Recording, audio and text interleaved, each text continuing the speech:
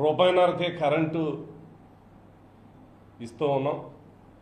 గతంలో ఇస్తున్నటువంటి కరెంటు కాకుండా 12,500 కనెక్షన్స్కి అడిషనల్గా ఈ రూపాయిన్నర కరెంటు వర్తింపజేస్తున్నామని జీవో ఇవ్వటం జరిగింది. సంతోషం. ఆక్వా జోన్లో ఉన్నటువంటి 12,500 మందికి గతంలో ఉన్నటువంటి 50,000 కాకుండా ఇప్పుడు ఒక 12,500 మందిని ఈ రూపాయిన్నర సబ్సిడీకి యాడ్ చేయటం జరిగింది.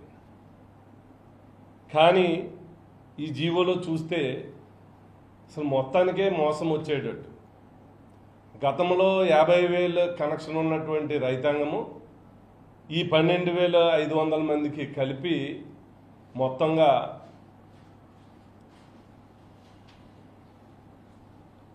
పవర్ ఫ్యాక్టర్ని యాడ్ చేయటం జరిగింది. దీనిలో కొన్ని నామ్స్ పెట్టున్నారు. ఈ పవర్ ఫ్యాక్టర్ 9.0 టు 0.90 టు 0.95 దాకా వర్తింప చేయాలన్నటువంటి నిబంధనల్ని మరి ఈ జీవోలో మెన్షన్ చేయటం జరిగింది.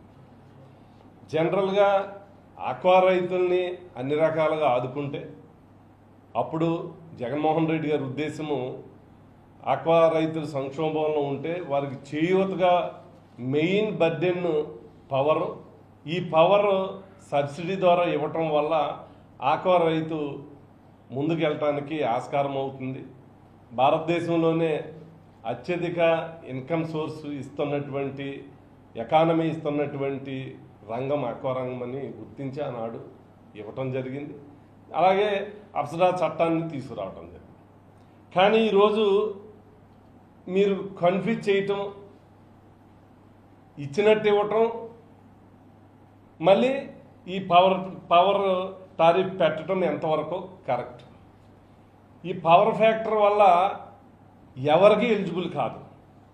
సహజంగా రైతాంగంలో మేము చూస్తూ ఉన్నాం, ఎవరికి కూడా 7 to 8% వస్తుంది. 7 to 8 ఎందుకు అనంటే చిన్న రైతులు, లాంగ్ ఆర్మ్స్, ఎప్పుడో వేసినటువంటి కేబుల్స్, దానివల్ల కన్జంప్షన్ చూస్తే ఇప్పటికే ఆల్రెడీ గత గవర్నమెంట్ చూస్తూ ఉన్నాం. 2 ఏళ్ళ నుంచి ఓవర్లోడ్ ఛార్జెస్ అని పెట్టి ఆల్రెడీ ఈ పవర్ ఫ్యాక్టర్ను వర్తింప చేస్తూ ఉన్నారు.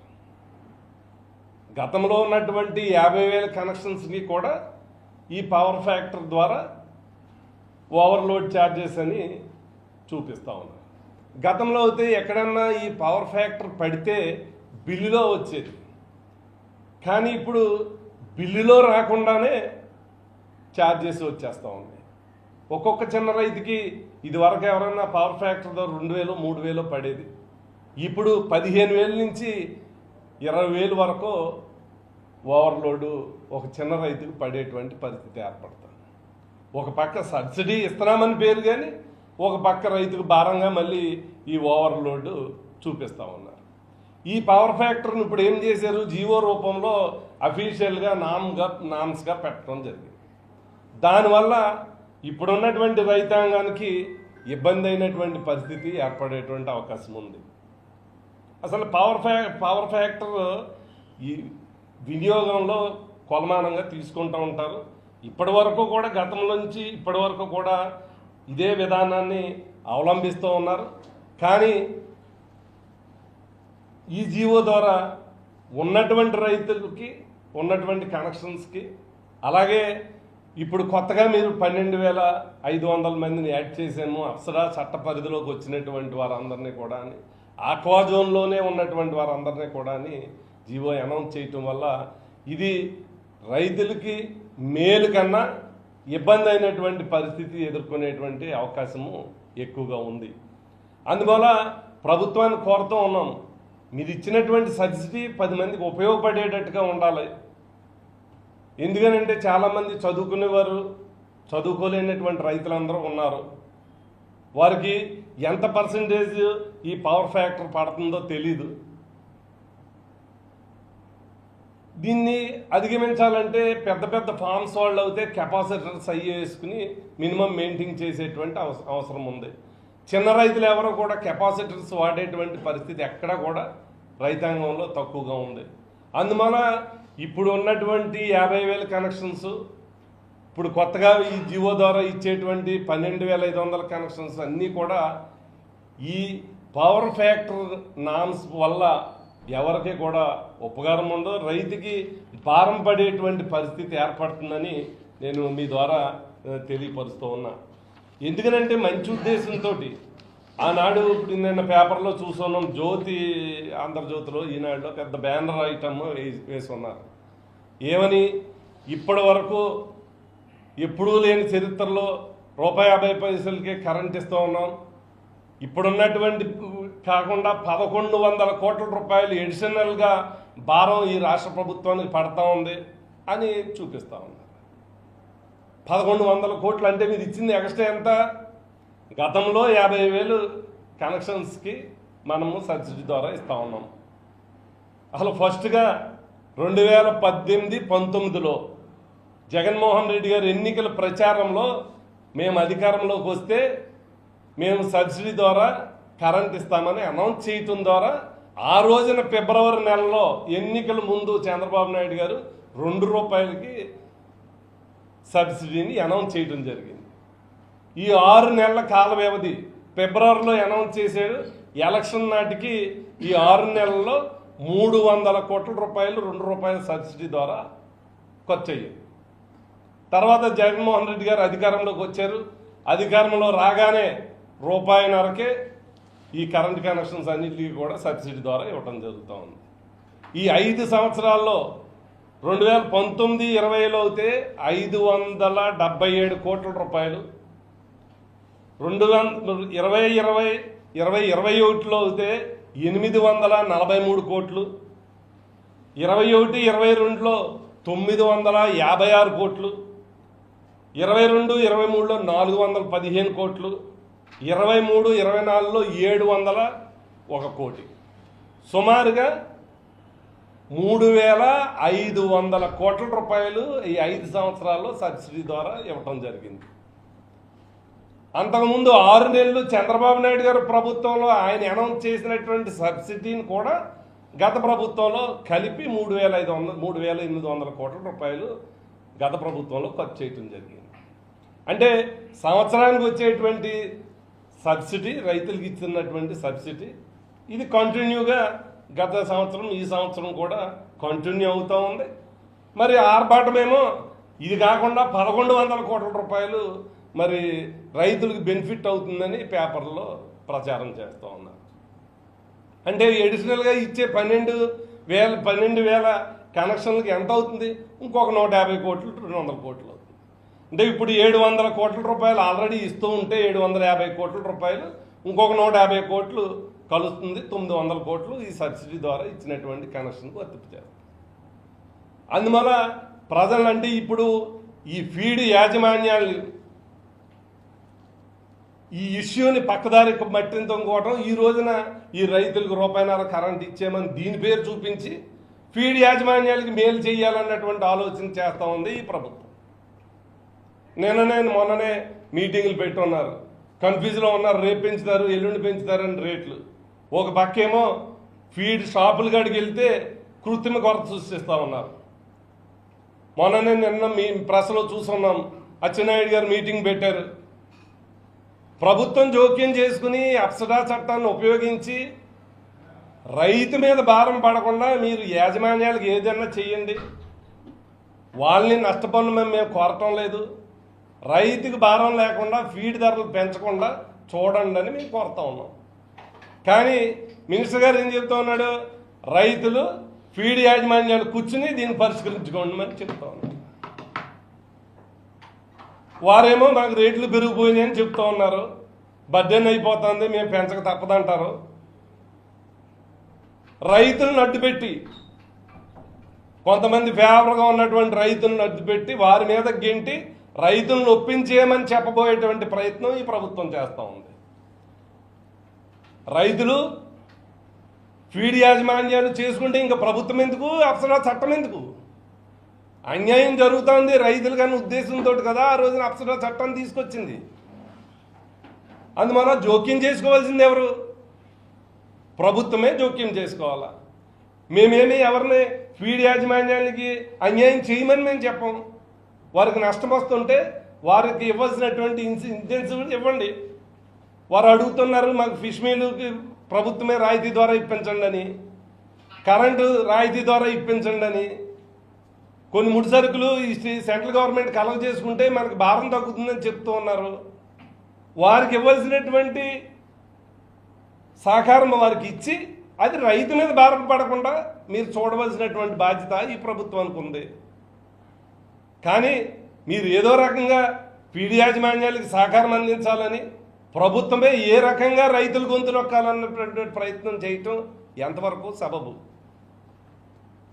ఒక పక్కేమో రేట్లు తగ్గిపోయి ఉన్నాయి, దాని మీద మీకు అజమాయిషీ లేదు. ప్రభుత్వం నుంచి ఒక్కరు మాట్లాడరు. అలో లక్ష్మణ అని రైతు సంఘాలు ఉద్యమిస్తున్నా మీరు ఎవరో కూడా ఇంతవరకు కామెంట్ చేయలేదు. ఇవాళ ఫీడ్ యాజమాన్యాలకి ఒత్తాసు పలుకుతూ మీరు రైతుల్ని అయోమయంలో నెట్టుతూ ఉన్నారు. ఒక పక్క షాపుల కాడికి వెళ్తుంటే ఫీడ్ అందక కృత్రిమ కొరత వల్ల రైతులు ఇబ్బంది పడేటువంటి పరిస్థితి ఏర్పడుతూ ఉంది. వెంటనే ప్రభుత్వం జోక్యం చేసుకోమని చెప్తూ ఉన్నాం. ప్రభుత్వం అజమాయిషీలో అప్సరా చట్టాన్ని ఉపయోగించి మీరు ఎవరికి ఇబ్బంది లేకుండా చేయమని కోరుతూ ఉన్నాం. మీరు ప్రభుత్వం జోక్యం చేసుకోకుండా రైతులు ఫీడ్ యాజమాన్యాలు చూసుకోండి అని అంటే రైతులు ఏం చేస్తారు? మీరు ఏదో రకంగా రైతుల మీదకి నెట్టి కొంతమంది రైతుల చేత మేము సరే అన్నామనిపించుకోవాలన్నటువంటి ప్రయత్నం చేస్తూ ఉన్నట్టుంది, రైతుల మీద ఒత్తిడి చేస్తూ ఉన్నట్టుంది. రైతులు గమనిస్తూ ఉన్నారు. ఒక పక్క కరెంటుతోటి ఇబ్బంది పెడితే మీరు ఇస్తున్నటువంటి సబ్సిడీ కాకుండా రేపు పొద్దున్న బిల్లులు వస్తూ ఉంటాయి. ఈ రూపాయిన్నర కరెంటు ఇప్పుడు ఇచ్చినటువంటి జీవో వల్ల రేపటి నుంచి బిల్లులు సబ్సిడీ కాదు కదా, దానికన్నా 4 రెట్లు అదనంగా వస్తే దానివల్ల 2 రకాలుగా నష్టపోయేటువంటి ప్రమాదం ఉంది. అందువల్ల మేము ఈ ప్రభుత్వాన్ని డిమాండ్ చేస్తూ ఉన్నాం, మీరు ఇచ్చినటువంటి ఈ జీవోలో ఈ పవర్ ఫ్యాక్టర్ని డిలీట్ చేయండి.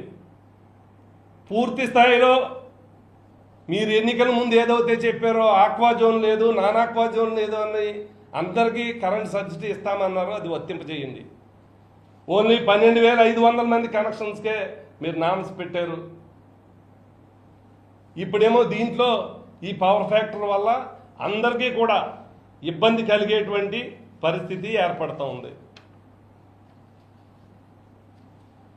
ఇది గమనించమని ఈ రేట్లు విషయంలో ప్రభుత్వం జోక్యం చేసుకొని ప్రభుత్వమే అనౌన్స్ చేయాలా, ప్రభుత్వమే బాధ్యత తీసుకోవాలా.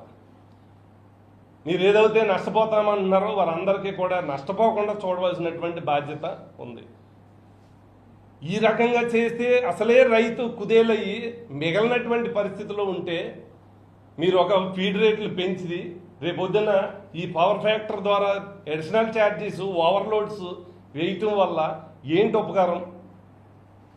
మరింత భారమయ్యి రైతుకి ఇబ్బంది పడేటువంటి పరిస్థితి ఏర్పడుతూ ఉంది. ఈ జీవో వల్ల మేలు కన్నా ఇబ్బంది ఎక్కువ కలుగుతూ ఉంది. తెలియనటువంటి రైతులు కెపాసిటర్స్ వాడలేక ఎప్పటి నుంచో 10 ఏళ్ళ నుంచి 15 ఏళ్ళ నుంచి ఉన్నటువంటి మోటార్స్ వైర్స్ లాంగ్ డిస్టెన్స్ ఉండటం వల్ల మీరు అనుకున్నటువంటి ఆ రీడింగ్ రాదు. దానివల్ల అందరికీ కూడా సబ్సిడీ పోయేటువంటి అవకాశం ఉంది. దీన్ని గమనించి మీరు ఇచ్చినటువంటి జీవోలో ఈ పవర్ ఫ్యాక్టర్ ఐటమ్ని డిలీట్ చేయమని మేము కోరుతా ఉన్నాం. అలాగే ఈ రైతుల మీద మీరు పెట్టకుండా ప్రభుత్వమే జోక్యం చేసుకుని ఫీడ్ యాజమాన్యాలతో మాట్లాడి ₹1 కూడా ఫీడ్ రేటు పెరగకుండా చూడవలసినటువంటి బాధ్యత ఈ ప్రభుత్వం మీద ఉందని, ఒకవేళ మీరు ఇదే ఫీడ్ యాజమాన్యానికి ఒత్తాసు పలికి రైతులకి అన్యాయం చేయాలని ప్రయత్నం చేస్తే వైఎస్ఆర్ పార్టీ చూస్తా ఊరుకోదు. రైతుల పక్షాన పూర్తి స్థాయిలో పోరాడతాం, ప్రభుత్వం మీద ఒత్తిడి చేస్తాం. ఈ వైఫల్యానికి పూర్తి కారణం ఈ ప్రభుత్వమే. ఈ రైతు సంక్షోభానికి పూర్తి కారణం ఈ ప్రభుత్వమే. ఈ ప్రభుత్వ వైఫల్యం వల్లే ఈ రోజున ఈ రైతులు రోడ్డెక్కేటువంటి పరిస్థితి ఏర్పడింది. 30-40 సంవత్సరాల నుంచి ఈ రోజు వరకు ఎప్పుడూ రైతు రోడ్డు మీద రెయ్యి నేయలేదు, రోడ్డు మీద ఫీడ్ని అంటించలేదు. మొట్టమొదటిసారి ఈ ప్రభుత్వంలో చూస్తూ ఉన్నారు, రైతులు కన్నీరు పెట్టుకుంటూ ఉన్నారు. ఒక్క ప్రజాప్రతినిధి దీని గురించి రైతుల తరఫున ఒక్కరు మాట్లాడినటువంటి సందర్భాలు కనిపిస్తలేదు. అందువల్ల రైతుల తరఫున వైఎస్ఆర్ పార్టీ పరంగా మేము డిమాండ్ చేస్తూ ఉన్నాం, తప్పకుండా మీరు ఇచ్చినటువంటి ఈ ₹1.5 సబ్సిడీ జీవోని, దీంట్లో ఉన్నటువంటి నామ్స్ని డిలీట్ చేయండి. వెంటనే రైతుల్లో కన్ఫ్యూజ్ లేకుండా, కృత్రిమ కొరత లేకుండా ప్రభుత్వం జోక్యం చేసుకొని యాజమాన్యాలతో మాట్లాడి రైతుకి ఇబ్బంది లేకుండా చూడవలసినటువంటి బాధ్యత ఈ ప్రభుత్వాన్ని తెలియపరుచుకుంటూ ఉన్నారు. మాజీ అప్సరా చైర్మన్ ఒడే రఘురామ్ గారు మాట్లాడారు.